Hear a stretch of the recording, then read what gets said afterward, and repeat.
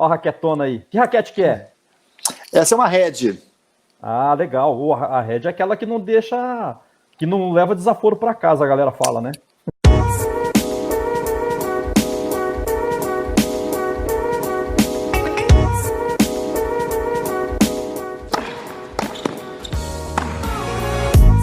E aí, Ale, tudo bem? Como vai essa vida de clausura? Pois é, tudo bom, Jeff? Estamos aqui, tenistas sem muita ação, né?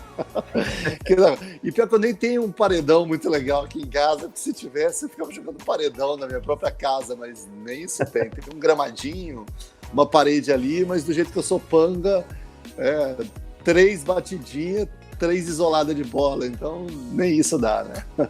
Mas tá tudo bem, né? Estamos quarentenados, mas estamos saudáveis, com a família, né? Enfim, tem algum conforto, então é o que temos para o almoço, né?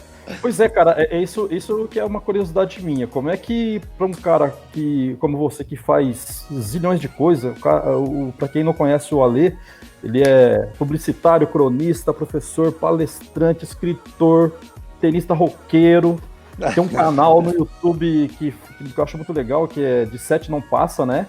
É verdade, é um programa, E outra, você tá sempre em algum lugar do mundo, sempre vejo você fazendo vídeos sobre empreendedorismo, enfim, falando de grandes corporações. E como é que é, cara, você que lida com tudo isso, tá numa situação dessa onde que a gente tá obrigado, né, a ficar em casa, cara, com a família.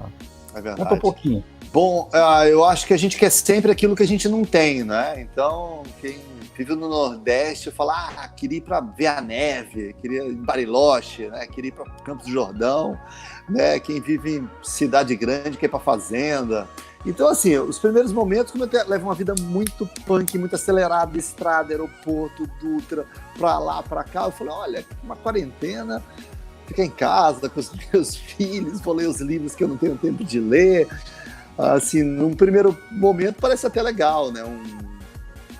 Ou seja, você ganhar um estoque de tempo. Se a gente perdeu, a gente tem restrições que a gente não tinha de ir e vir, de se locomover, de trabalhar, né? De ir no barzinho, tem uma série de restrições. Por outro lado, a gente ganhou um estoque de tempo livre, que no meu caso era uma coisa raríssima, tempo para ficar com a família, para curtir as crianças, para tirar algum projeto da gaveta. Então, num primeiro momento, eu até gostei, né? Quer dizer, esquecendo tudo que isso representa, né? De riscos à saúde, sanitários, do impacto econômico. Falando especificamente sobre a experiência da clausura, do confinamento, no primeiro momento eu falei, ok, há um lado bom nisso, vou ter tempo, vou ficar com os meus filhos, que eu não tenho tanto tempo, né? Uhum. Mas a médio prazo talvez gere uma sensação um pouco sufocante, né? Assim, eu já estou meio angustiado de não fazer um esporte, de não correr, de sair para fora, entendeu? Num prisma puramente individual ainda, né? Mas e depois as outras consequências, que é tudo que o mundo passa, assim, né? Então, especificamente a experiência do confinamento, não vi tanto problema porque ela me deu aquilo que eu não tenho, né? Que é proximidade com a minha família, tempo para ficar quieto no lugar, curtir minha casa, tocar meu violão. Então eu falei, não há de ser de todo mal nessa conjuntura, né? Agora, claro que tudo que o planeta passa é algo complexo, difícil, imprevisível, né? Que pode trazer consequências ruins, não só em termos de saúde pública, mas quanto de impacto econômico, que lá na frente acaba deixando vítimas, né, também pelo caminho. Então, enfim, é tudo muito complicado, assim, né? E assim, você falou de aproveitar, colocar a leitura em dia e outras coisas mais. O que você tem lendo? O que você tá lendo aí? Você é um daqueles caras que lê mais de um livro ao mesmo tempo?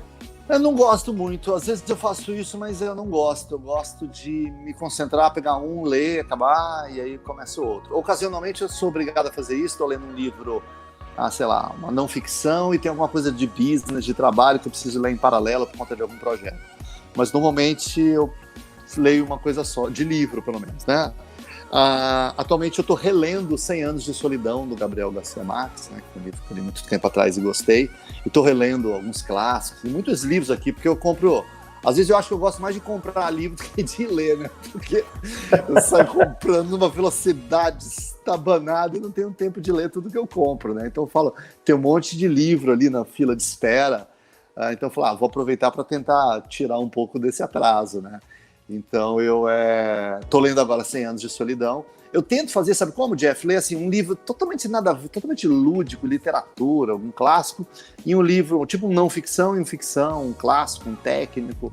Eu tento mesclar para que você não fique bitolado, só ultra especialista no negócio e não tem visão de outra coisa, entendeu? Então eu gosto sempre de alternando minhas leituras com um tema da minha profissão, de tendência, de mercado, de empreendedorismo, e uma coisa nada a ver, um clássico de 2 séculos atrás, enfim, acho que aí você vai ficando com um repertório mais diversificado, né? Então, estou lendo 100 Anos de Solidão, depois vou pegar algum livro mais técnico, não ficção, alguma coisa mais de tendência, atualidade, negócio, e leio. É assim que normalmente eu tento navegar. Nem sempre a gente consegue, né? Por exemplo, eu acabei de lançar meu livro Longevidade Inteligente, né? Uhum. Então, nos últimos 2 anos, 70% da minha leitura tinha sempre uma conexão com esse tema de tendência, longevidade, demografia, vida, qualidade, enfim. E todos os temas paralelos que o livro trata, né? Porque o livro não é um livro de terceira idade nem de longevidade, é um livro sobre como o que a gente deveria fazer para chegar bem. Então é um livro que fala de finanças pessoais, para você chegar bem com suas finanças, é um livro que fala do emocional, né, porque a gente está tendo uma explosão de crise de ansiedade, de pânico, doenças emocionais. E com esse negócio do enclausuramento, as pessoas estão ficando consumindo informação demais negativa, as pessoas estão enlouquecendo, né? Então, fala disso, fala de socialização, da transcendência, da dimensão física, da saúde. Então, eu acabei lendo um livro sobre saúde, sobre genoma humano, acabei enveredando para as coisas mais loucas, né? Por conta de escrever esse livro. Então, nos últimos anos, minha leitura acabou ficando um pouco condicionada ao repertório que eu precisaria para ajudar a desenvolver algumas teses do livro. Legal, não, e assim, peraí, eu vou te perguntar sobre ele chegaremos lá. Quero saber todos esses detalhes aí, tá? E você é daqueles que prefere ainda os livros físicos ou não? Você não é tão chita assim? Você já tá navegando pelos Kindle da vida aí?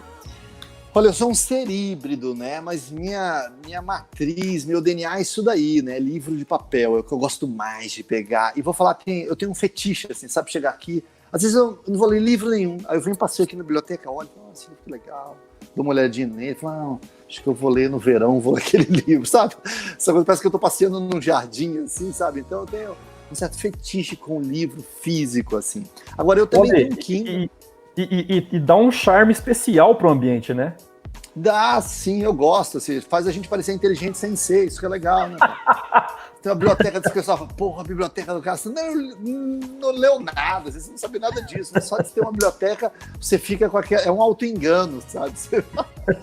Você fica com a impressão de ser uma pessoa melhor do que você é. Você vai no shopping, você tá lá com a bolsinha da Saraiva, aí você vê o cara com a bolsinha da Renner, você fala. Sabe daquela sensação de superioridade? Mesmo sem. Tipo quando você vai numa loja, compra uma roupa fitness de corrida, mesmo que você não vá correr, você comprou uma roupa de correr, o short, já dá uma sensação mental que você já cumpriu um pedaço do caminho, né?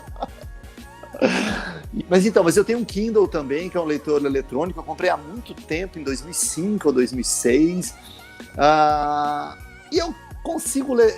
Ele tem algumas coisas práticas, do tipo, eu que viajo muito, ônibus, carro, avião, e tem uns livros aqui de 700 páginas, é um tijolo, Nossa. É incômodo para ficar lendo, entendeu? Então o Kindle é um trequinho fininho, e às vezes, por exemplo, eu vou viajar, é um livro grande, e eu falto as 80 páginas finais do livro, um livro de 500 páginas, falta 80, entendeu? E eu acho que durante a viagem eu vou conseguir ler aquilo e começar um outro. Aí eu tenho que levar aquele catatal, que falta só 80, eu não posso rasgar as 80 e levar só 80, e às vezes eu levo o próximo livro, e no Kindle tá tudo armazenado ali. Então, eu lido bem com os dois, mas sendo muito honesto, eu tenho uma experiência sensorial melhor ainda com o de papel, que mostra que, de fato, eu devo ser mais dinossauro mesmo. Ah, é? Gosto dos dois, mas eu acho que eu tenho um apreço maior pelos livros de papel, eu acho. Legal, legal. Eu acho que eu também... Eu não tenho problema nenhum de ler. Eu sou um cara de tecnologia, né? Então tem que também... sempre tá lendo aí coisas novas, porque sistema é um negócio que tá sempre mudando, né? A gente tem sempre que isso claro. se atualizar. Mas eu acho que eu também prefiro ainda o livro físico, sabe? parece que é mais interessante, você se envolve mais, sei lá. A impressão que eu tenho. Parece que sim. É que assim, o Kindle tem uma coisa legal que é, primeiro, ele não emite, quer dizer, você pode configurar ele para ele não emitir luz, então ele não cansa a sua vista, né? E se esse negócio, se você baixar PDF para ver no celular, você tem um problema sério, que dentro do seu celular não está só o PDF, está o WhatsApp, está o Instagram, está o Spotify, tá o vídeo engraçado do Porta dos Fundos que te mandam, tá, sabe? E aí vira uma interrupção permanente, aí você não viaja. Então o Kindle você configura ele só para ler o livro, então você não tem tantas distrações. O problema é quando a gente começa a ver algum conteúdo, às vezes em celular ou em tablet, é que começa a ter um monte de coisa pipocando, pulando, e você começa a não se concentrar naquela história. Então acho que o maior risco de você ler em outros devices, em outras coisas, é você ficar toda hora fugindo da história do seu livro para ir voar, navegar em outro mar aí, né? Verdade.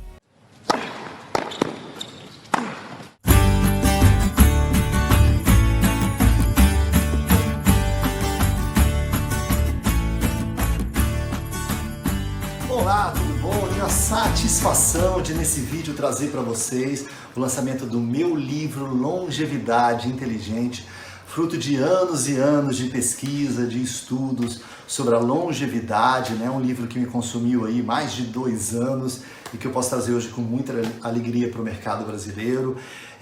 Não é um livro sobre terceira idade, não é um livro sobre velhice, é um livro para quem gosta de livro, é um livro para quem gosta de boas histórias, ele está repleto de boas histórias. É um livro onde eu dediquei o melhor dos meus estudos e pesquisa em sala de aula, em viagens, conversando com especialistas do mundo todo para poder trazer isso para vocês, de um dos fenômenos mais importantes que a gente já vivenciou no mundo, que é o fenômeno da longevidade, né?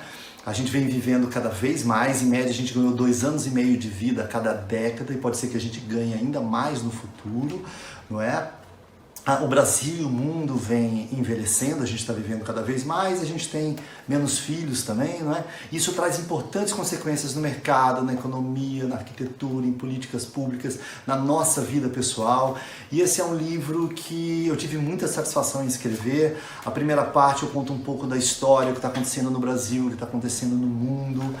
Depois eu trago as 6 dimensões da longevidade inteligente, que mostra como a gente pode e deve trabalhar algumas dimensões da nossa vida, a saúde, o emocional, o social, a parte financeira, a parte transcendental de ter um propósito, para que a gente tenha não apenas uma vida longa, mas uma vida saudável, uma vida plena, uma vida que vale a pena ser vivida. E ao final ainda tem um pequeno ensaio sobre o futuro, sobre o que os cientistas vêm dizendo sobre a gente viver cada vez mais 100, 150, 200 anos, e um ensaio de como seria ou como poderia ser a nossa vida no futuro. Enfim, é um livro pequeno, 168 páginas, mas um livro atual, instigante e fácil de ler também. Um livro para quem tem qualquer idade, um livro para quem quer entender desse fenômeno importante e, sobretudo, para quem quer ter uma vida plena e chegar bem nos anos prateados que nos esperam. E se você se interessou por esse livro, hoje em dia muitas das livrarias físicas do país estão fechadas, mas eu tenho uma oferta especial para você, uma oferta especial com 25% de desconto nesse livro. Você entra no site da editora Novatec, que é essa aqui, novatec.com.br. Você põe lá comprar na Novatec. E se você for comprar a versão impressa de papel, eu vou te dar um cupom de 25% de desconto. De 53 o livro sai por R$ 39,75 mais frete. Eu tenho ouvido comentários e feedbacks muito interessantes a respeito desse livro, e eu espero que você goste também.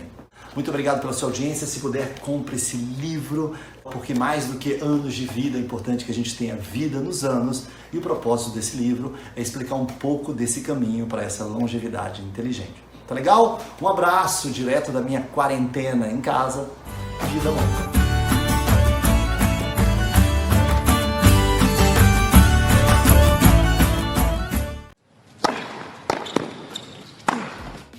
Olê, entrando um pouquinho agora no assunto principal, já é a segunda vez que a gente faz esse bate-papo, né? Da outra vez, já faz uns 3 anos, vai fazer 3 anos, cara. Uau, quando a gente conversou, quando a gente gravou. Porque o outro livro foi de 2017, Isso. E a gente falou naquela época do tênis de uma forma mais filosófica e você abordou um pouco de estatística, né? Onde você falava que o tênis é fundamentalmente um esporte estatístico, né? É um esporte de porcentagens, né? Por isso que é melhor dar as bolas cruzadas do que as paralelas, pela bioquímica, pelo risco de errar, porque a quadra é mais longa, é estatística, né? Exato. E você falou do teu livro, aquele outro Pesquisa de Opinião Pública. E há pouco tempo você publicou o seu mais novo livro, Longevidade Inteligente. Aí, bonitão. Ele é o filhote aí. Legal, e eu achei interessante te chamar novamente para a gente bater um papo sobre a sua obra, né, sobre o que envolveu tudo isso, e tentar fazer um paralelo com o esporte, principalmente o esporte tênis. O que você acha? É verdade. Legal, ótimo, né? Enfim. Bom, esse é um livro que tem muito a ver com o meu trabalho de pesquisa. Eu tenho uma empresa de pesquisa há 25 anos, então eu estudo demografia, tendência, populações, enfim, né? E uma tendência muito evidente é o envelhecimento populacional, e por conta de dois fenômenos, né? A gente só lembra de um, né, que a gente está vivendo cada vez mais. No Brasil, a expectativa de vida não para de bater recordes. Agora a gente já está em 76,5, mas entre as mulheres é praticamente 80, né? Caramba! As mulheres já estão vivendo em média 80 anos. 80 anos ao nascer. Porque se a mulher tiver 50 ou 60, ela provavelmente vai viver 84, 87. Olha, e existe uma resposta por que as mulheres vivem mais? Tem sim. Eu abordo isso num dos capítulos do livro, né? As mulheres vivem no Brasil cerca de 5 anos a mais que os homens. Né? Em quase qualquer lugar do planeta ela vive mais que os homens, em alguns lugares um pouco menos, 2, na média 4 a 6. Em alguns lugares ela chega a viver quase 12 anos a mais do que os homens, que é o exemplo da Rússia e de algumas antigas países ali da União Soviética ali, e lá a explicação basicamente é o alcoolismo. A gente tem um problema sério de alcoolismo com homens lá, e essa é uma razão pelas quais eles morrem 12 anos mais cedo, né? De um modo geral, nasce quase a mesma quantidade de homem que mulher. Quando bebês, a natureza coloca no mundo quase a mesma quantidade. Não é a mesma quantidade, é um pouquinho mais de bebês homens do que bebês mulheres, mas é quase igual, né? E à medida que a gente vai avançando na régua etária aí, o homem começa a morrer um pouco mais cedo. Na juventude, o homem costuma se envolver em atitudes mais perigosas, em comportamentos de riscos, se envolve mais com droga, com violência urbana, ele é um pouco mais vítima da violência urbana, enfim, né? Então, não que todos nós não possamos ser, né? Mas o homem jovem de periferia costuma ser um pouco mais vítima desses casos, mas não é aí que a grande diferença entre homem e mulher se dá, é nas idades mais avançadas, é dos 50 para cima, quando já começam as cardiopatias. E aqui a gente tem dois dados fundamentais, um que a gente não tem muito o que fazer e um que a gente deveria ter o que fazer. Um é a questão hormonal, né? Alguns estudos indicam que a testosterona, né, que é um hormônio masculino, ela prepara o homem como uma carga, ela é uma bomba e nos prepara com muita força, muita energia para os estágios iniciais da vida, provavelmente preparando a natureza, preparando a gente para o mundo que a gente enfrentava, né, milênios atrás. E talvez isso tenha um custo a longo prazo, e aparentemente o estrógeno trabalha de maneira reversa e protege um pouco mais a mulher no longo prazo. Tem até um estudo curiosíssimo que eu trago aqui nesse livro, foi um estudo feito na Coreia do Sul com eunucos. Eles pegaram eunucos e começaram a estudar a vida de eunucos, e eles descobriram, eunucos são aqueles que têm o pênis extirpado, né? Uhum. E eles começaram a ver uma incrível longevidade. Os eunucos viviam muito acima da média dos homens da sua etnia, ou até mesmo dos reis da época. E depois alguns cientistas começaram, não estou sugerindo que ninguém adote a técnica do eunuco, não. Para viver mais? Não, talvez não valha a pena. Mas isso mostra um pouco essa influência dos hormônios. Isso é um fator, né, que poderia explicar.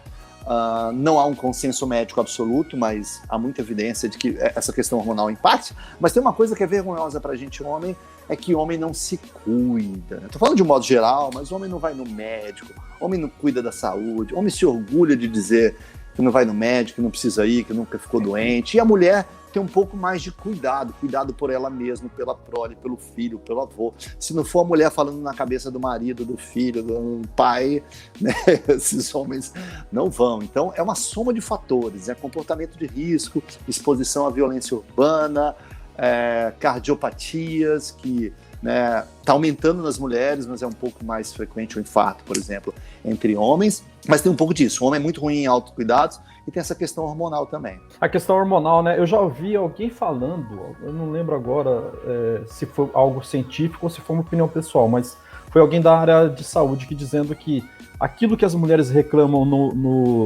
durante os meses, a questão da menstruação, e que ela sofre com aquilo, que aquilo altera o humor e envolve todo mundo que está perto dela, mas aquilo protege ela também para que ela vive mais, e o homem não tem isso, né? Será que tem a ver mesmo? Sim, tem a ver.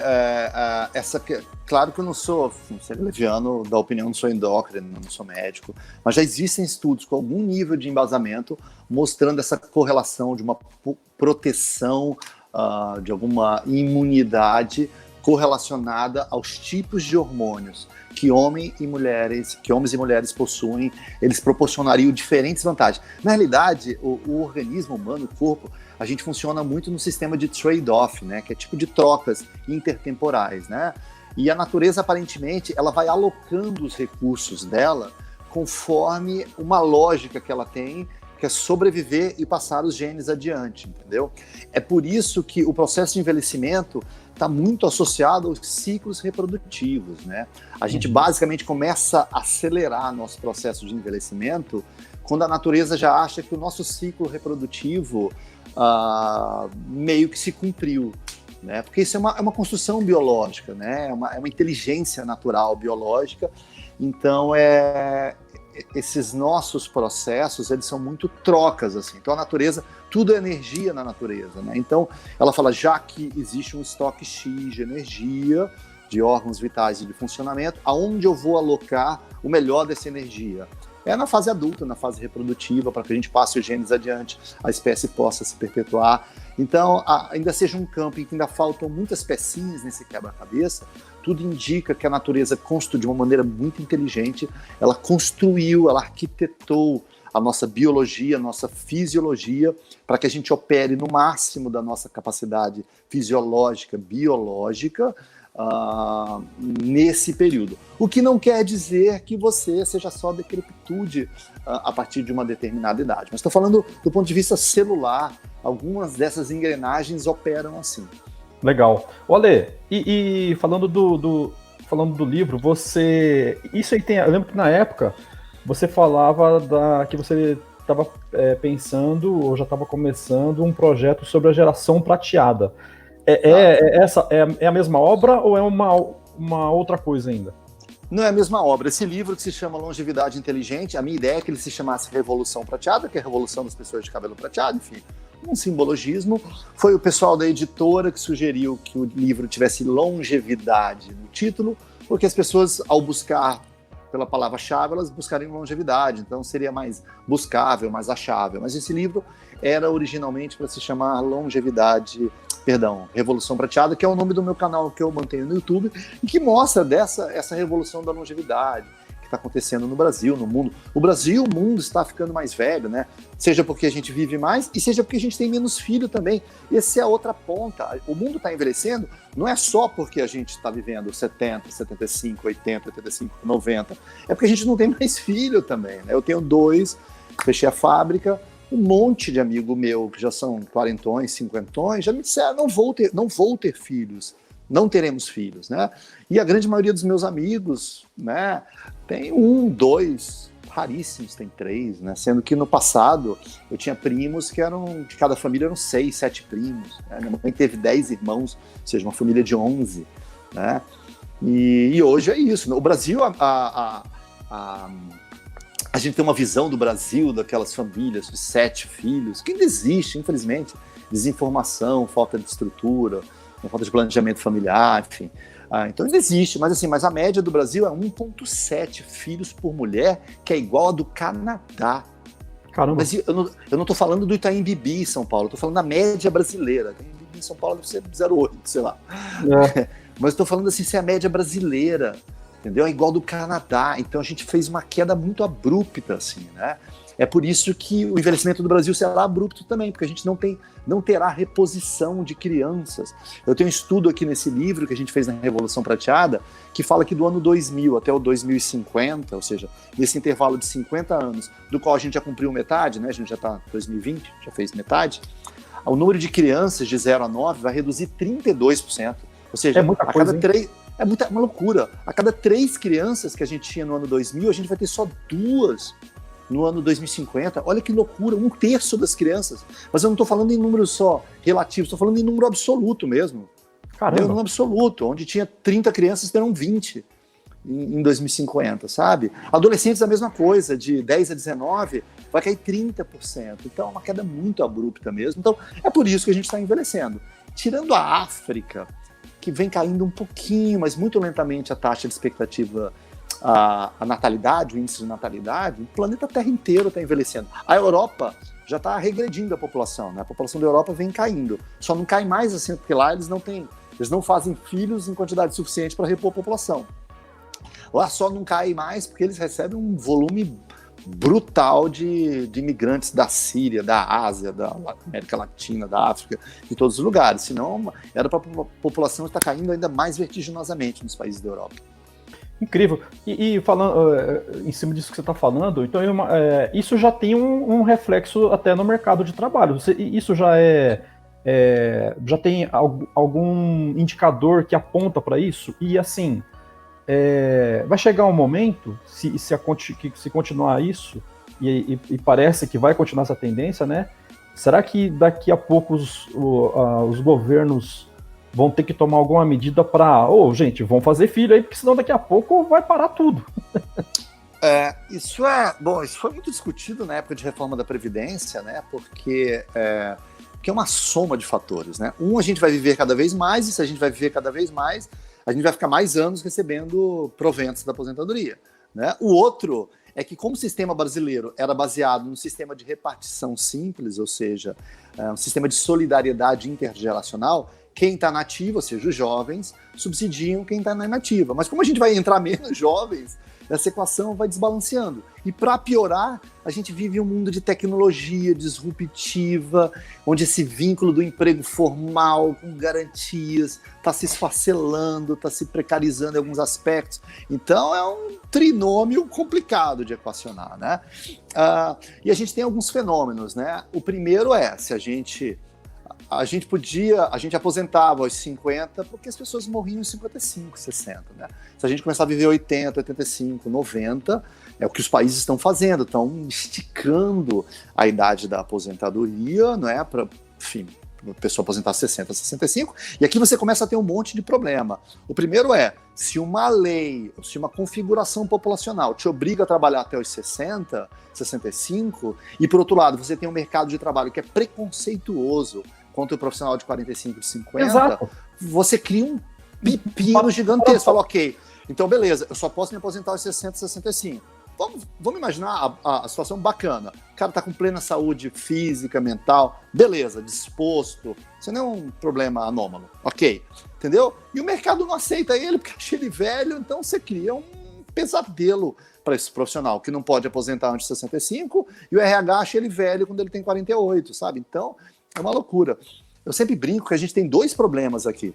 Um problema numa ponta é a ponta mais jovem, porque o jovem também tem um problema enorme para entrar no mercado de trabalho, não tem experiência, quem é você e tal.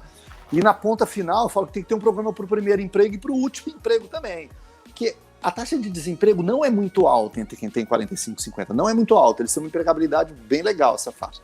Mas se ele der o azar de perder o emprego, para voltar é um pandemônio, entendeu? Então se ele está na empresa e está estável e fica lá, até tudo bem, entendeu? Mas quando ele sai do mercado de trabalho, a reentrada dele normalmente é muito complexa, a pessoa fala, vou contratar um profissional mais jovem, bem mais barato. Aí começa aquelas coisas do preconceito, do etarismo. Como é que cachorro velho não aprende truque novo, cinquentão não gosta de tecnologia, não vai saber lidar nesse ambiente virtual, aí começa todas aquelas coisas que a gente já sabe. Mais resistente, né? Mais resistente à mudança, e começa. Que não necessariamente é verdade. Fala, cachorro velho não aprende truque novo? Não, quem não aprende truque novo é cachorro preguiçoso. Exato. Né? E preguiça não é exclusividade de uma determinada idade, né? Essa pessoa está sempre se reinventando e a gente podia ficar aqui o dia inteiro falando disso. Aliás, no meu livro, Jeff, eu trago um estudo. O estudo foi feito por uma revistinha, como é que chama? Harvard Business Review. Uma revistinha. Harvard, E eles fizeram um estudo com as startups.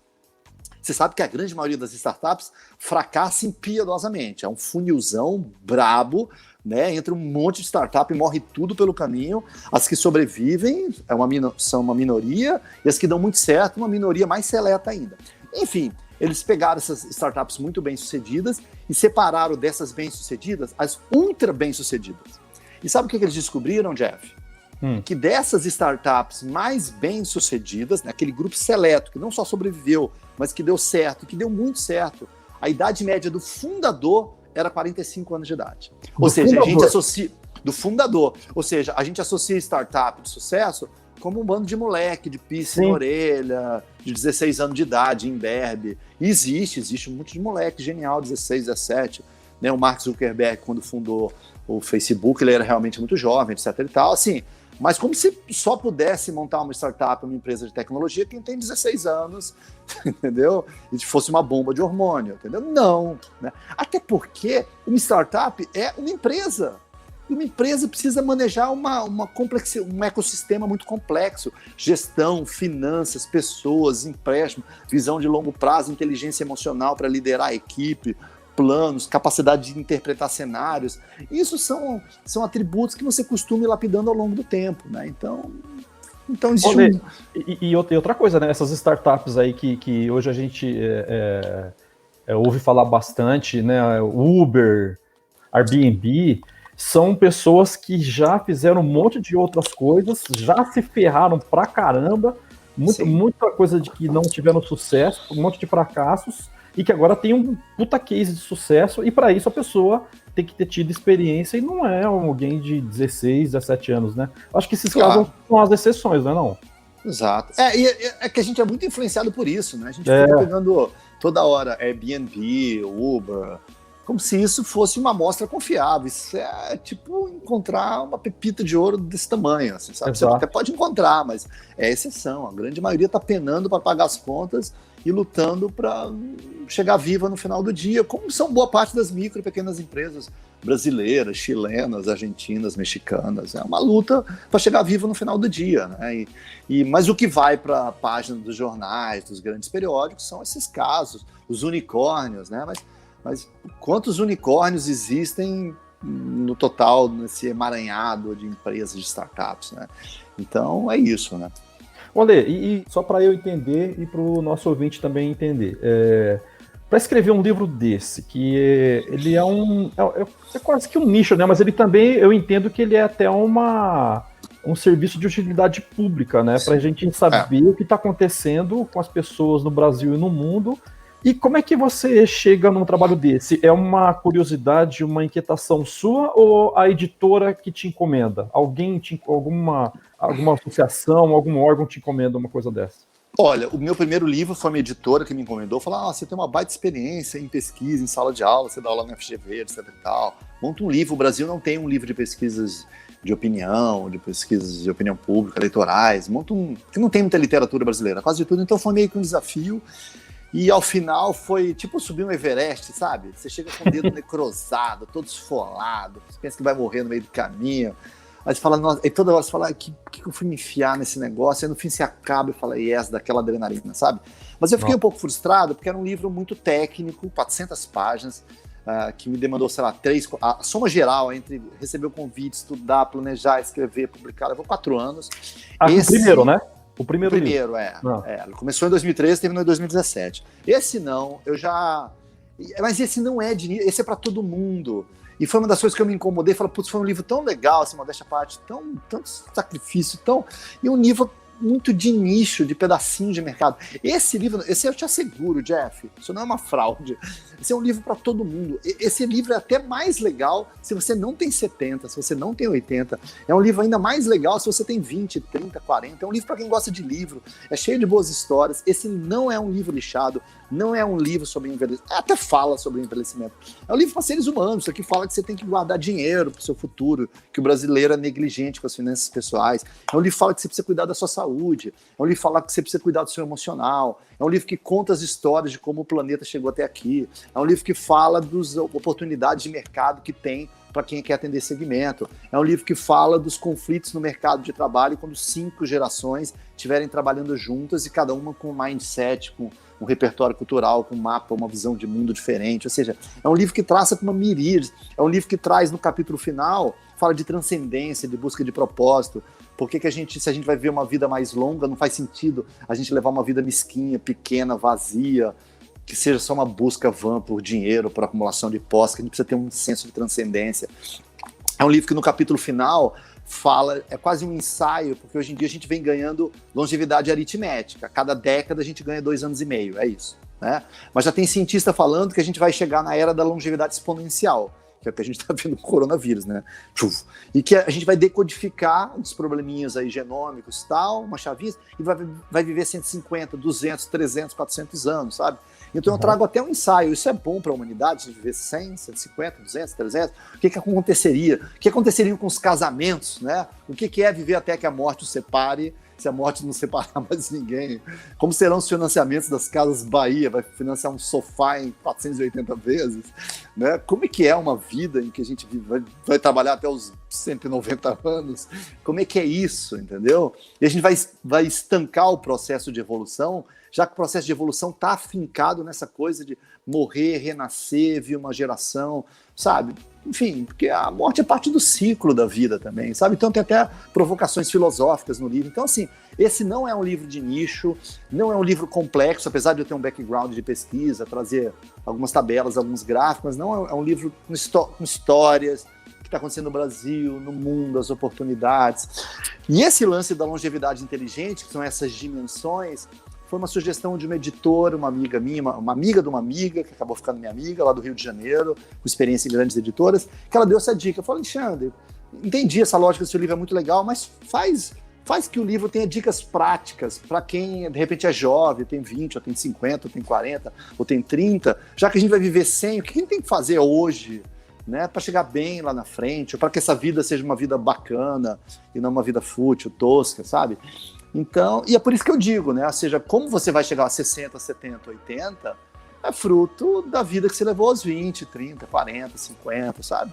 E o tempo passa voando, sabe? Se a gente não perceber e tomar as rédeas da própria vida, quando você vê, você não manejou bem.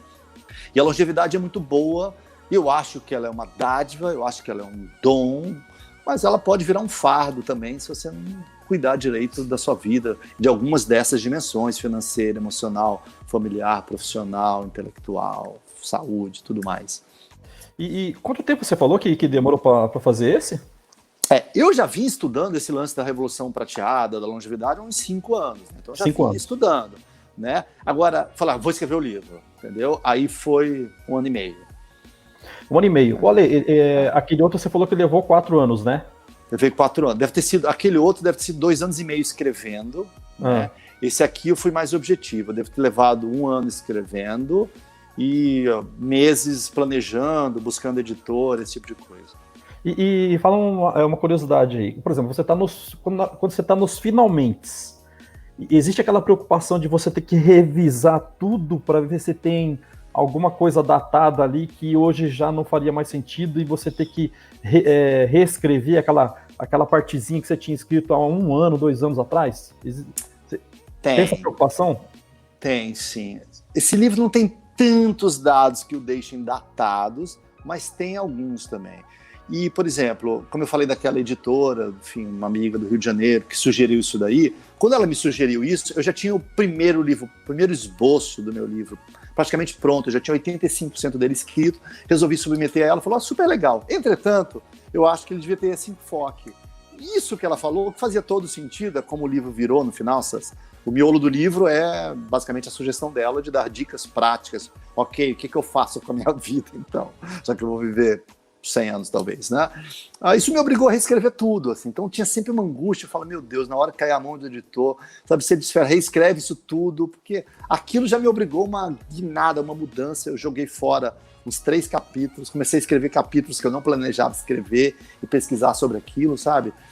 E no final você fica naquela busca na busca de editora, porque hoje em dia é muito fácil você autopublicar seu livro, né? Então você chega lá na Amazon, faz um PDF dele, publica lá, entendeu? Ou você chega numa editora, fala, eu quero 500 exemplares, eles mandam um orçamento falando aqui, é 10 mil reais, sei lá quanto que é, entendeu? Eu falo, ok. E você pega e empilha um monte de livro na sua casa e sai vendendo pros amigos, dando. Mas eu não queria isso, não por um preciosismo, mas porque eu queria que meus livros estivessem nas livrarias, estivesse capelado. Primeiro que eu não vou ter tempo de sair vendendo meu livro, e eu queria que o livro tivesse, quem quisesse comprar, entrasse na Amazon, tivesse, entrasse na Martins Fontes, tivesse o livro, entendeu? E para isso eu precisaria da estrutura de distribuição de uma editora, entendeu? Então tinha essa preocupação e que assim... E o mercado editorial no mundo não vai muito bem, porque as pessoas já não leem tanto quanto antes, sobretudo livros de papel. A gente está lendo tudo no mundo, no planeta Terra, não vai bem. Brasil. O Brasil é pior, né? Porque a gente tem um baixo nível de literacia, escolaridade não é tão alta, renda, livro para o brasileiro, às vezes, não é um produto tão acessível, né? Então no Brasil é pior, né? Mas no planeta Terra, a indústria editorial tem penado, assim.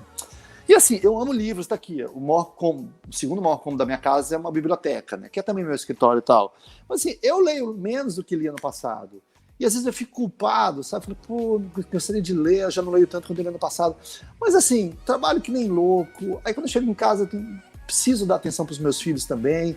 Aí 10h30 da noite, quando eles dormem, depois que eu jantei, eu pego um livro, tô cansado, eu não vou conseguir ler até 3 da manhã, né? Então é mais difícil mesmo. Mas tem um outro fator que é o smartphone, né? A gente fica o dia inteiro lendo PDF, lendo notícias, lendo link que o pessoal te passa. Então, sem perceber, a gente tem passado o dia todo lendo. A diferença é que são informações fragmentárias, assim, né? Não é a profundidade e densidade de um livro no qual se lê 700 páginas de um mesmo assunto.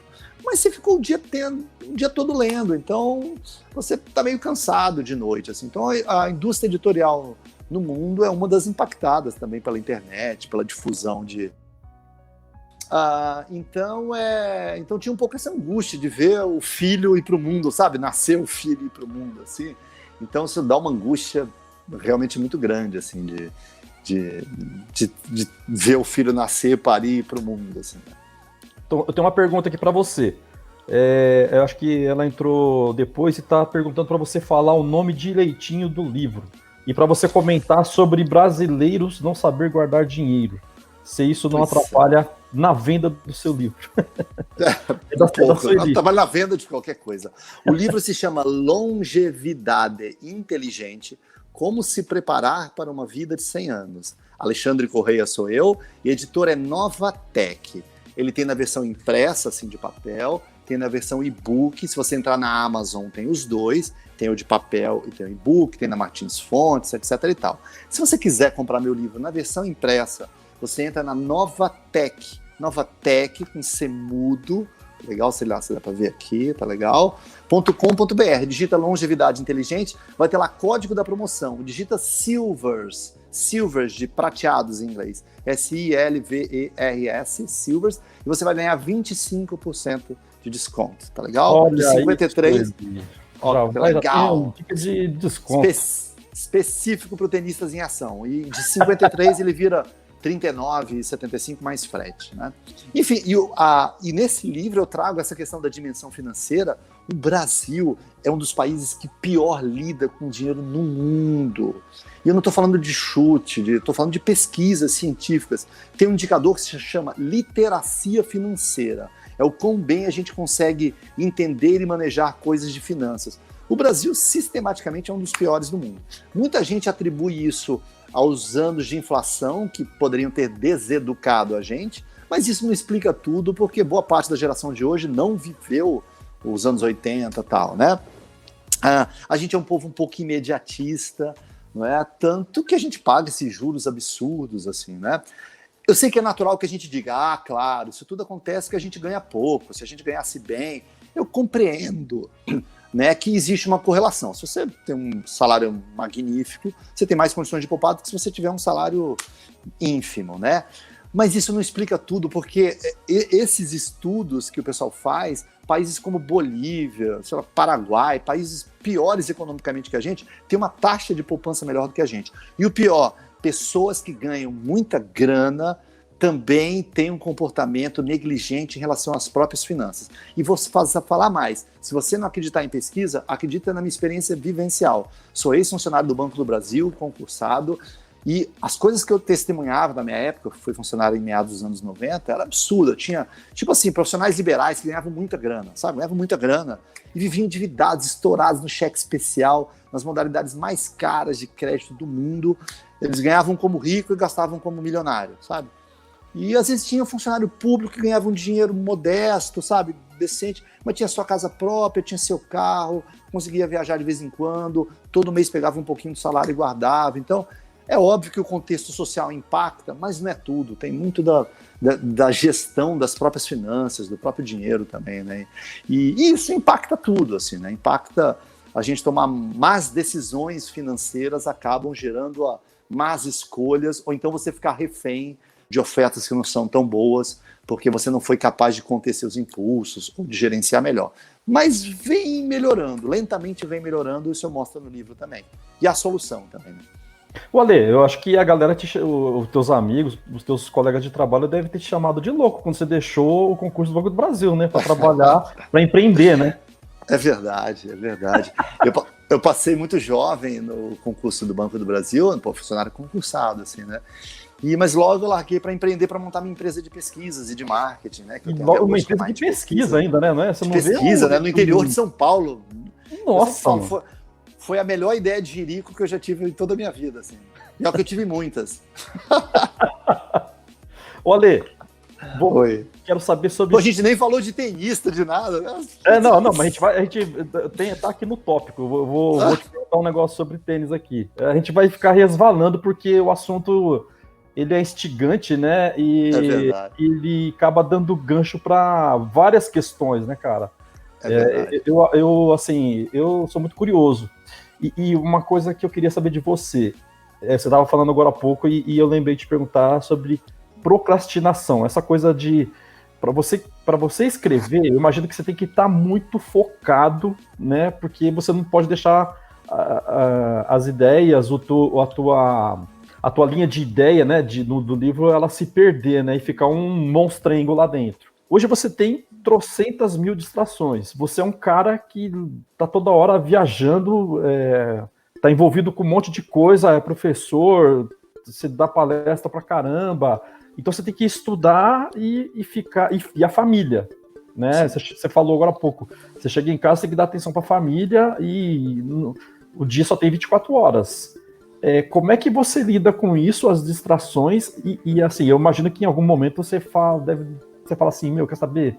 Dane-se, não vou fazer porra nenhuma agora, vou descansar, vou ver Netflix, vou ver YouTube e não vou escrever. Só que eu imagino que tem uma pressão, ou não sei se da editora, ou uma autopressão, né, uma pressão sua mesmo, de você ter que concluir esse negócio. Como é que você lida com isso, cara? Você é um cara muito disciplinado?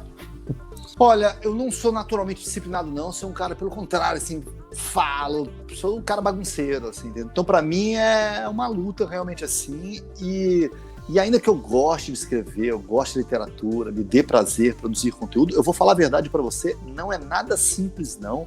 Tem horas que... Eu vou te falar como é que eu escrevi meu primeiro livro, em resumo. Era assim, minha vida é completamente cheia de projetos, pesquisas, de viagens, etc e tal. Então, assim, meus filhos normalmente vão dormir 9h30 da noite, 10 horas, né? Então era assim, eu ficava no meu escritório, porque eu tenho que trabalhar, tenho que ganhar dinheiro. Enfim, só o Paulo Coelho ganha dinheiro com livros, né? E o Dan Brown. Então, e aí eu ponho meus filhos para dormir, não é isso? 9h30, 10 horas. Enfim, tomava um banho, às vezes, para dar uma despertada. Não jantava, porque se eu jantasse me dava sono. Eu só comia, beliscava um negocinho, porque se eu jantasse, bate sono, eu não conseguia. Aí eu ficava todo dia das 22h à meia-noite e meia, 1h. Era isso. E quando tava viajando, aí não tinha jeito, eu tinha que estancar, entendeu? E assim, e tem dia que você tá no pique, você tá louco de... E aí até vai. E tem dia que, sabe, você fica ali grudado naquela folha em branco do Word e fala, sabe? E louco para entrar no, sabe? Louco para pegar uma distração, e você vai na geladeira. Então, assim, não vou romantizar, não. Tem que ter disciplina. E não é simples, não, entendeu? Não é simples, não. E às vezes, quando tinha, sei lá, uma viagem, pegar um voo muito longo, levava o tablet, tentava avançar em alguma coisa, entendeu? Agora, eu sou disciplinado. Eu não sou naturalmente organizado, mas eu sou na marra, você assumiu essa porcaria, agora você vai até o fim, entendeu? Então, por exemplo, eu tinha que ouvir conteúdo de um determinado tema que eu não domino, tipo, sei lá, genoma humano, alguma coisa, hormônios femininos, né? O que eu fazia? Pegava, ia no YouTube, sei lá o quê, pegava entrevistas em inglês, em espanhol, sei lá o quê, de alguém, enfim, alguma entrevista sobre o assunto, algum cientista, baixava um MP3 dela, nesses programinhas que tem na internet, e eu ia, por exemplo, tinha que ir até São Paulo, pegar uma viagem de 3 horas de estrada. Em vez de ouvir música, em vez de ouvir YouTube, que era o que eu gostaria, entendeu? Eu ouvindo a reportagem, a entrevista com o cara, só o áudio, evidentemente, né? Mas só o áudio, então assim, tem custo, entendeu? As pessoas precisam, para construir alguma coisa, tem um custo, tem um investimento, tem um empreendimento. Então parece às vezes que é uma coisa, olha, ele nasceu, ele tem o dom da escrita. Sentar bunda na cadeira, renunciar a YouTube na estrada, renunciar a ver a série da Netflix. Não que eu não fizesse isso, entendeu? Ocasionalmente fazia, mas se você se propôs aquilo, tem renúncia. Uma vez eu vi o Drauzio Varela falando sobre correr, né? E ele dizia assim que hoje acho que ele é viciado em correr aparentemente, mas ele falava assim, no começo você põe o tênis, é 5 da manhã, aquele frio, você fala, o que eu tô fazendo? Que ideia que é essa de sair pra correr, que nem um doido, sem sentido algum, dormindo um frio, eu tô com sono, tudo que eu quero é voltar pra dormir, mas ele fala que o corpo vai, você continua correndo, e depois você chega, toma um banho, descarrega um monte de endorfina, você se sente bem. Aí no dia seguinte você fala, às 5 da manhã toca o celular, fala, meu Deus, não acredito, por que eu inventei essa história de correr? E aí você vai. Eu acordo de manhã, às 5 horas da manhã, para poder correr. E aí eu ponho o tênis, a camiseta, e levanto e vou. Se eu programei ir, eu vou. Eu tenho disciplina para isso. Não é que eu vou com vontade, não. Nunca aconteceu de eu acordar e dizer, ai, que ótimo, vou sair correndo e tal. Não, é sempre um sofrimento. Mas eu vou, porque eu sei que isso vai me fazer bem e que quando terminar eu vou me sentir muito melhor. E assim você vai superando os desafios. Tem que ter disciplina, né? Não é fácil não.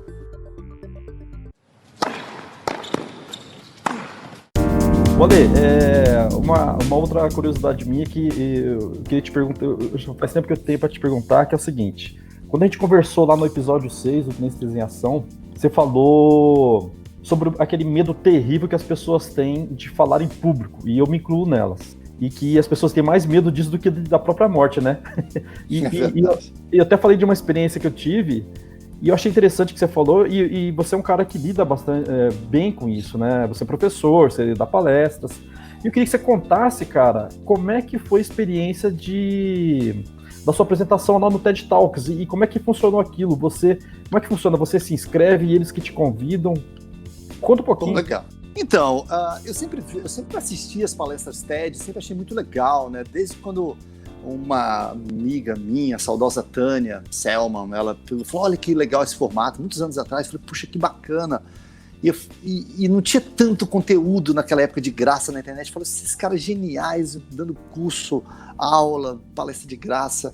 E eu já era um fã do formato, né? E aí quando começou a surgir esse formato TEDx aqui no Brasil, eu falei, puxa, como será que faz para isso, entendeu? Mas eu não tinha nenhum cartucho, não foi nada disso. Sabe como é que eu fiz?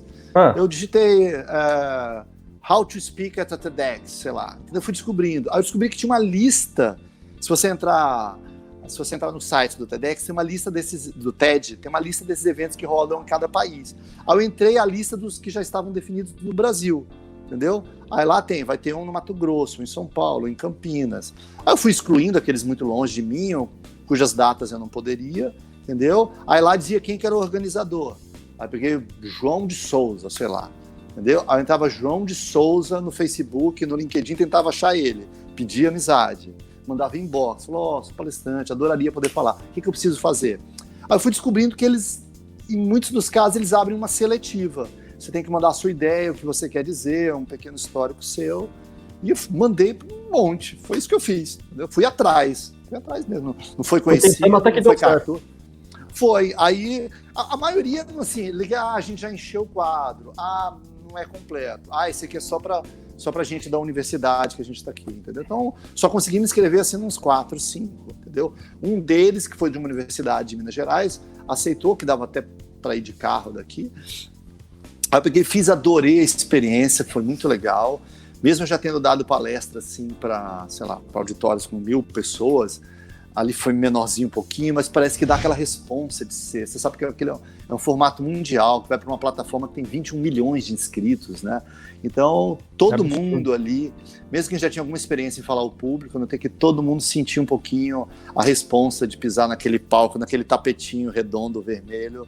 A gente sente uma responsa, mas eu achei que foi uma boa entrega, foi legal. Falei sobre... O tema foi Silvers, uma breve história do futuro da humanidade, que é um pouco isso da Revolução Prateada e tal. Então, eu gostei bastante da experiência, mas foi algo que eu cavuquei, que eu corri atrás e que dá um friozinho na barriga, mesmo eu tendo algum costume de falar para plateias, audiências.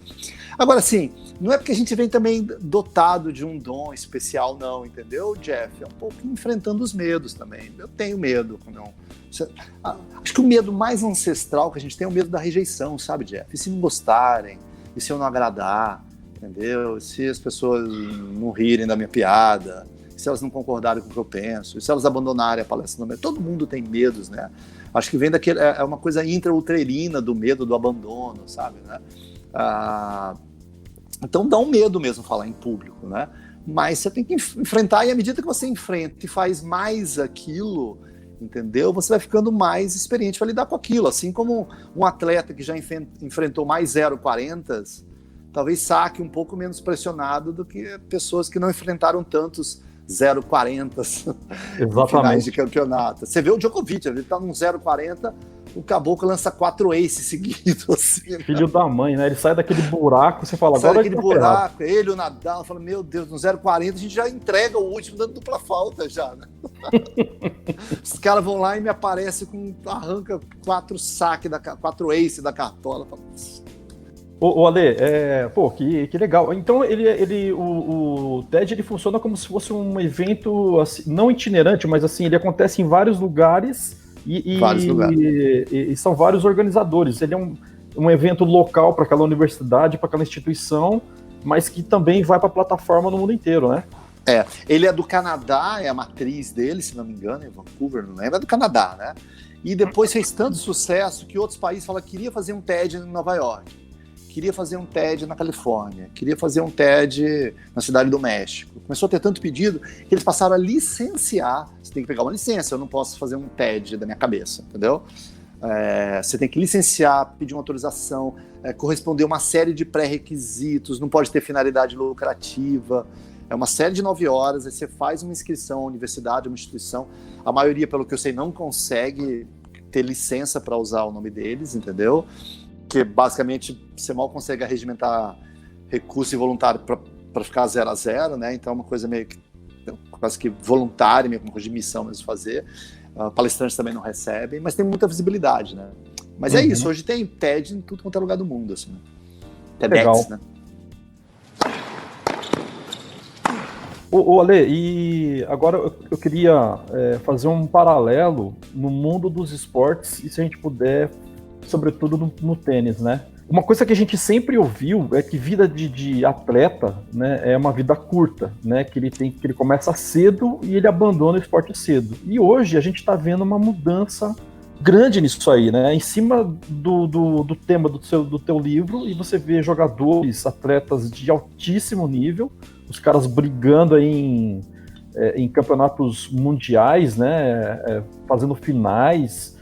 O cara já quase nos 40, brigando com a molecada de 18, 20 anos, dando pau neles, né? Vamos falar de 3 casos aí fora da curva, aí, o Federer, o Nadal e o Djokovic, e são caras que estão aí nos 35, o Federer já quase nos 40, e os caras estão bem pra caramba, e tem muito a ver com isso que você escreveu, né? A coisa de a gente viver mais e viver bem, né? Bom, a atividade física, sem dúvida alguma, é um excelente preditivo de você levar uma vida melhor, né? Não só melhor fisicamente, melhor para a sua saúde, melhor intelectualmente, assim, né? as endorfinas, os hormônios da atividade física, melhoram o seu humor, sua parte emocional, diminuem o risco de você pegar doenças cardiovasculares, até Alzheimer, por exemplo. Então, uma série de benefícios. Especificamente falando do esporte, acho que o tênis é o esporte mais emblemático que a gente poderia listar disso. A gente tem o Federer se aproximando dos 40 anos, o cara indo para finais de Grand Slam, ganhando de toda a molecada, faz 50 anos que ele tá no top 3, aí não sai daquilo, é impressionante. E os outros também, né? Pô, o Nadal tem 34, eu acho, sei lá, o Djokovic deve ter 33, né? Ou seja, os 30, se você for pegar a quantidade, se for pegar o top 50, o top 30 e ver quantos aí tem acima de 30, é impressionante. O domínio que esses trintões, ou quase quarentões, no caso do Federer, conseguiram obter é um negócio impressionante, que a gente não tinha no passado, né? Eu fiz até um vídeo uma vez, 2 dias depois da famigerada final que o Federer perdeu para o Djokovic com 2 match points debaixo do braço em Wimbledon, em que eu falo disso da longevidade dele no esporte, né? Não só dele, quanto tudo indica que o Nadal, o Djokovic já são longevos, né? Já tem 30 e tantos. Quando muitos estão encerrando a carreira, eles estão dominando completamente o circuito, né?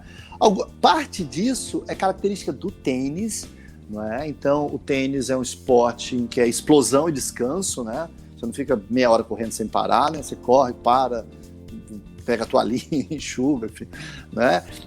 Parte disso, e que faz os trintões saírem bem, é que o tênis é um esporte mental, tático, estratégico também.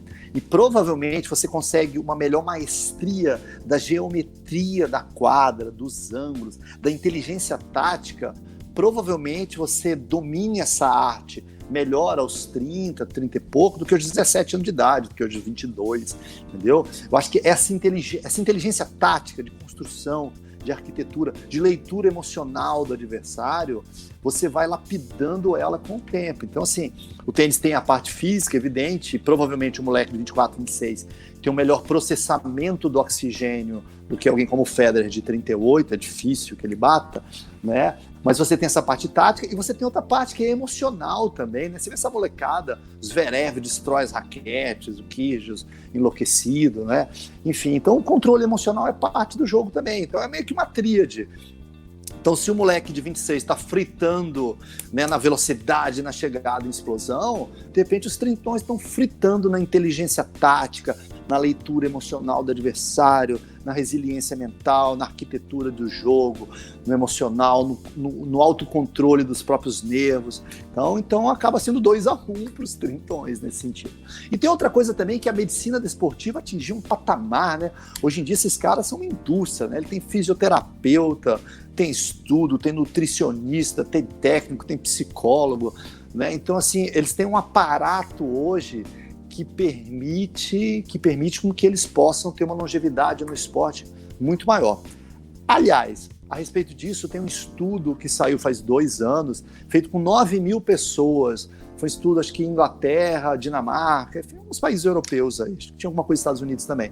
Acompanharam 9.000 pessoas durante 25 anos e descobriram e pegaram pessoas que praticam badminton, tênis, futebol, caminhada, jogging, pessoas sedentárias.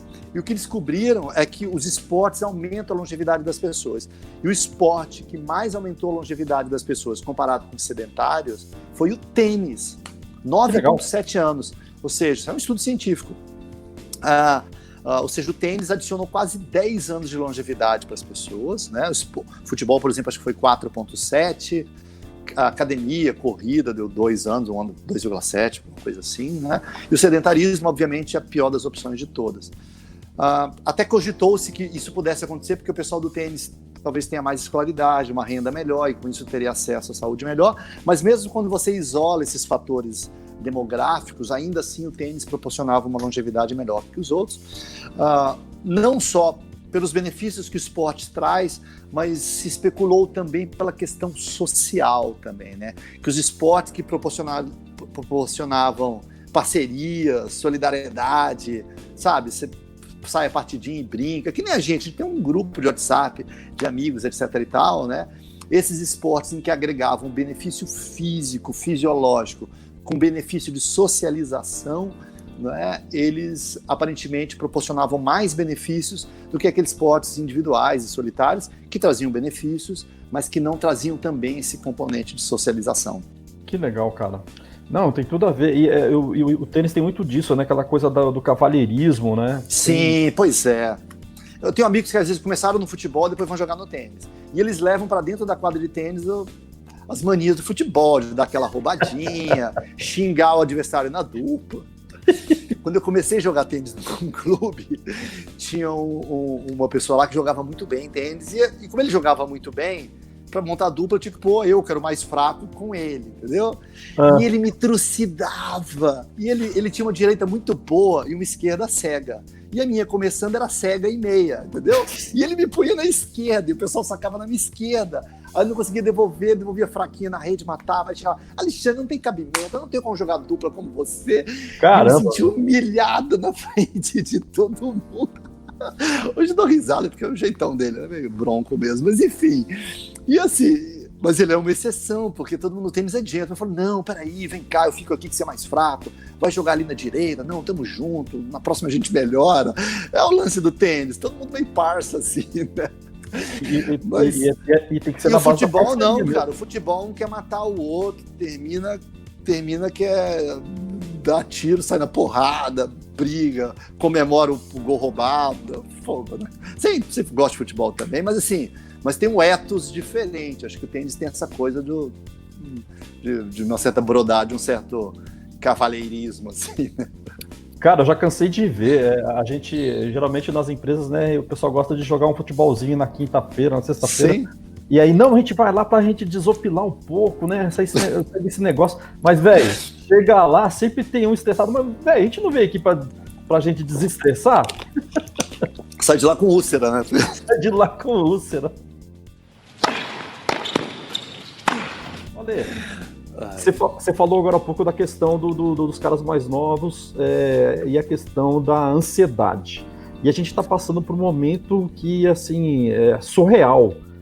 Eu queria saber da sua opinião. Você acha que a gente vai sair mais fortalecido disso aí, menos com crises de ansiedade, ou a gente vai sair, todo mundo vai sair louco desse negócio? Porque a gente tem que conviver com essa coisa de ficar dentro de casa, família, e a convivência mais próxima. Isso não é fácil, e todo mundo tem que segurar a onda aí, né? O que você acha? Que a gente vai se fortalecer mais a partir daí? Olha, assim... Todo mundo mais do mesmo, né? Eu acho que a gente não tem respostas prontas, né? Porque para problemas inéditos, as respostas do passado não servem, e esse é um problema que a gente não tem nem como prever o que vai acontecer. Eu acho que a gente tem que saber se controlar, porque o ambiente vai ser muito difícil, né? Um ambiente de gente morrendo, né? Pode acontecer de começar a gente perder pessoas próximas, isso pode acontecer, espero que não, né? Sim. Enfim, mas isso pode começar a impactar pessoas que a gente conhece ou pessoas que a gente ama, esse risco existe. A TV, obviamente, ela fica só dando as notícias não são positivas, até porque os casos só vão aumentar, né? Então acho que isso vai deixar a gente trancado em casa e vai começar a ter medo da empresa quebrar, de perder o emprego. Então, assim, eu acho que vai ser um ambiente que vai testar a gente muito, a nossa resiliência mental, emocional, e a gente precisa estar muito saudável emocionalmente para suportar tudo isso. E eu tenho visto, eu acho assim, a gente tem mania de querer resolver coisa complexa com coisas simples, simplificadoras, e a realidade, essa é uma realidade complexa, não tem soluções simplificadoras, né? E eu tenho visto dois movimentos completamente antagônicos, sabe? Um é no sentido de a solução acelera mais ainda e vamos rumo ao futuro. Faz tudo no e-commerce, manda drone da Amazon para entregar a pizza em casa, assim, ou seja, a gente rumo ao futuro, entendeu? O e-commerce, o teletrabalho, ou seja, a solução para isso a gente sai de 2020 e vai para 2050. Implanta logo o teletrabalho, faz tudo digital, só pede pizza pela internet, entendeu? Fica mais digital e ilhado ainda do que a gente já tá. E tem outros que falam, não, isso é a terra dando um recado pra gente, tem que desacelerar, voltar a pôr o pé no chão, na terra, olhar o céu, olhar o passarinho. Então eu tenho visto esses dois movimentos, um de achar que o caminho é dar um fast forward e acelerar logo todas essas tendências que já tinham, de digitalização, de trabalho remoto, de ficar dentro de casa, de fazer tudo pela internet, e outros falando que isso aqui é a terra gritando por socorro e que a gente tem que dar uns passos para trás e voltar a levar uma vida mais introspectiva, viajar para dentro de si mesmo, etc e tal. E não tem quem esteja certo, não tem quem esteja errado. O que eu acho é que é um movimento inédito que vai exigir muita resiliência da gente, porque não é fácil. Enfim, então a gente precisa estar muito resiliente, muito preparado. O que eu acho, assim, não adianta a gente ficar se lamentando, a gente já tem que processar o luto, ok, já foi, não é o que a gente possa fazer, não é? Mas a gente tem que tentar sair dessa melhorado, renovado, entendeu? Reinventado. Entendeu? Algumas coisas a gente não pode mudar o que está feito, mas eu acho que a gente devia repensar a vida, o jeito que a gente trabalha, repensar nossas relações, entendeu? Já que estamos aqui, entendeu? Vamos ler os livros clássicos, vamos ficar com a família, entendeu? Vamos fazer uma viagem, já que não dá para viajar por aí, que eu adoro viajar, vamos fazer uma viagem para as profundezas de si mesmo, entendeu? Então acho que tem que aproveitar esse momento que a vida nos deu forçadamente, tentar extrair o melhor disso, assim, né? Ficar chorando e lamentando. Existe a fase de chorar, de lamentar, de ficar de luto. Agora tem que processar a informação, proteger os parentes, proteger a si mesmo, se preservar, né? Até porque a gente não está sozinho nessa. Se você diz, eu me contaminei, problema meu. Não é problema meu, não. Eu contamino meu filho, que contamina minha mãe, que contamina a vizinha, sabe? Então, estamos juntos nessa daí. É importante que a gente faça a nossa parte. Nesse livro, curiosamente, eu falo da peste negra, que dizimou 1/3 da população da Europa, né? E a gente superou aquilo sem informação, sem conhecimento. Então, hoje a gente tem informação, tem conhecimento, povos colaborando entre si. Eu não tenho dúvida nenhuma, entendeu, de que a gente vai superar isso daí. Entendeu? Tem uma música do Renato Russo, acho que é do Flávio Venturini, né? Assim, mas é claro que o sol vai voltar amanhã, mais uma vez. Então é isso, o sol nasce no dia seguinte, depois das piores tragédias, entendeu? Teve Segunda Guerra Mundial, o sol nasceu no dia seguinte. Teve 7-1, o sol nasceu no dia seguinte. O sol vai voltar amanhã. Vai ter luz. A luz vai vencer as trevas. Legal, cara. Bom, olha, assim, eu acho que o que eu tinha para ver contigo era isso. Se você quiser acrescentar mais alguma coisa ou fazer alguma consideração geral, deixar os seus contatos aí que a galera vai querer saber, dos seus canais, onde acha o teu livro, né? Dá uma reforçada aí, fica à vontade. Maravilha. Bom, eu tenho presença no LinkedIn, no YouTube, no Instagram, no Facebook. No YouTube sempre tem vídeo novo, diferente aí. Então, se você digitar Alexandre Correia ou Alexandre Correia Lima, você vai achar meu canal lá. Sempre falo de inovação, de empreendedorismo, de tendência, de futuro, de inovação. Tem o canal da Revolução Prateada, é um canal no YouTube, tem também redes sociais que fala disso, coisas mais ligadas à longevidade. Tem meu livro aqui, Longevidade Inteligente, vou ficar super feliz. Não estou podendo vender palestra, que foi tudo cancelada, não estou vendendo viagem, estou fazendo, então me ajuda aí. Aproveita a sua quarentena para ler, para se informar. Uma boa pedida é esse livro, Longevidade Inteligente. Tem na Amazon e-book. Se você comprar na editora, na Novatec, entra lá, novatec.com.br, Longevidade Inteligente, tem um código de promoção SILVERS, SILVERS, você ganha 25% de desconto, tá legal? Se puder me seguir aí no Instagram, eu sou @palestrante Alexandre Correia, tá legal? E obrigado de coração, Jeff, você é um baita parceiro, um baita amigo, tá legal? A todo mundo aí, amigos tenistas ou do seu canal aí que usaram um pouquinho do seu sábado para curtir a gente assim. Meu muito obrigado, minha gratidão, e que a gente possa sair dessa quarentena reinventado, melhorado, um ser humano melhor, um cidadão melhor, um profissional melhor. Pô, Ale, eu que te agradeço, cara, você, né, dispor do tempinho aí que você tá com a família no sabadão aí, e, cara, obrigado mesmo, e assim, a Sueli aqui já tá dizendo que ela já encontrou o livro aqui, ela disse que encontrou fácil em e-book. Então ela já vai adquirir aqui. E obrigado, viu, Sueli? Adora a música. Que legal, só. Numa próxima, vamos fazer um com violão. A gente tem um amigo, é o Ferracini, também curtiu um violão, né? Vamos juntar essa galera aí. Vamos fazer uma live com violão aí, quem sabe. Show de bola, Ale. Brigadão mesmo, viu, cara? Eu que agradeço, tá bom? E a gente se fala por aí. Vamos lá, e pratiquem esporte, pratiquem tênis. Tênis aumenta 10 anos a longevidade das pessoas. Tá aí o Roger Federer, que não me deixa mentir. Falou e disse. Legal. A Cris também, a Cris lá do Atepanga também acompanhou aqui. E aí, Cris? Legal. Beleza, Ale. Obrigadão, viu? Um abração. Eu que agradeço o convite, tá bom? Um ótimo final de semana a todos vocês. Boa quarentena. Tudo vai passar. Vamos sair melhor dessa. Show. Até mais, gente. Tenistas em Ação. Uma sacada de podcast.